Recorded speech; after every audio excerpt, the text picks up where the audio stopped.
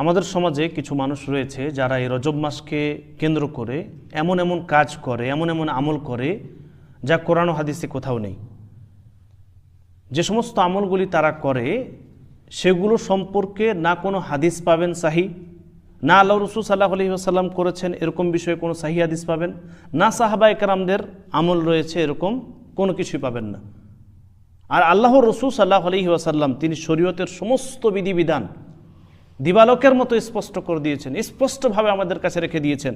উম্মতে মুহাম্মদের কাছে আল্লাহ সুবহানাহু ওয়া তাআলার ওয়াহি, আল্লাহ তাআলার সত্য বাণী আল্লাহ রসুল সাল্লাল্লাহু আলাইহি ওয়াসাল্লাম পৌঁছে দিতে সামান্যতম কার্পণ্য করেন, সব কিছু পৌঁছে দিয়েছেন। তো আল্লাহ রসুল সাল্লাল্লাহু আলাইহি ওয়াসাল্লাম যেটা করেননি, সাহাবায়ে কেরাম রাদিয়াল্লাহু তাআলা আনহুম আজমাইনগণ যেটা করেননি, আল্লাহ রসুল সাল্লাল্লাহু আলাইহি ওয়াসাল্লামের জামানায় যেটা ছিল না, আল্লাহ রসুল সাল্লাল্লাহু আলাইহি ওয়াসাল্লাম যেটা করেননি, সাহাবায়ে কেরামরা যেটা করেননি, সেটা কি শরীয়তের অংশ হতে পারে? জি না, হতে পারে না। আল্লাহ সুবহানাহু ওয়া তাআলা তিনি স্পষ্টভাবে কি বললেন? ইত্তাবিউ মা উনজিলা ইলাইকুম মির রাব্বিকুম, তোমরা অনুসরণ করো, ইত্তিবা করো, অনুকরণ করো যা তোমাদের রবের পক্ষ থেকে, তোমাদের প্রতিপালকের পক্ষ থেকে অবতীর্ণ করা হয়েছে।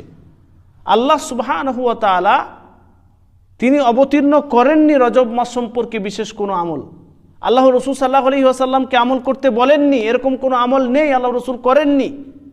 আমাদের সমাজের কিছু মানুষ রয়েছে যারা রজব মাসকে কেন্দ্র করে বিশেষভাবে একটি সালাত আদায় করে, সালাতুর রাগাইব নামে, এভাবেই রজবী উমরাহ পালন করে, এভাবেই শবে মেরাজ পালন করে, বিশেষভাবে বিভিন্ন ধরনের ইবাদত করে যা শরীয়তে কোনো অস্তিত্ব নেই, কোরআন হাদিসে কোথাও পাবেন না।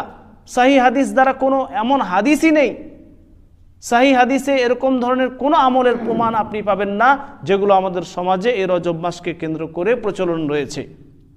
অতএব আমাদের উচিত কোরআন ও হাদিসকে দৃঢ়ভাবে আঁকড়ে ধরার। আমাদের উচিত পবিত্র কোরআন এবং সাহি হাদিসে যেগুলো আছে সেগুলোর ওপর আমল করার।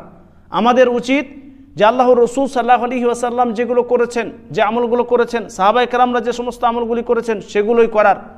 এবং বিভিন্ন ধরনের বিদাত যা আমাদের সমাজে প্রচলন রয়েছে, যা আমাদের সমাজে বিভিন্ন ধরনের বিদাতি মুসলিমরা, অজ্ঞ মুসলিমরা এ সমস্ত আমলগুলি করছে যেগুলোর অস্তিত্ব কোরআন ও হাদিসে নেই, যেগুলোকে আমরা বিদাত বলে জানি, সেগুলো থেকে বিরত থাকতে হবে, সেগুলোকে বর্জন করতে হবে। এটা হচ্ছে আমাদের দায়িত্ব, ঈমানি দায়িত্ব। অতএব রজব মাসকে কেন্দ্র করে আমাদের সমাজে যে সমস্ত আমলগুলি প্রচলন রয়েছে সবগুলোই ভিত্তিহীন এবং অধিকাংশ বানাওয়াট এবং জাল হাদিস।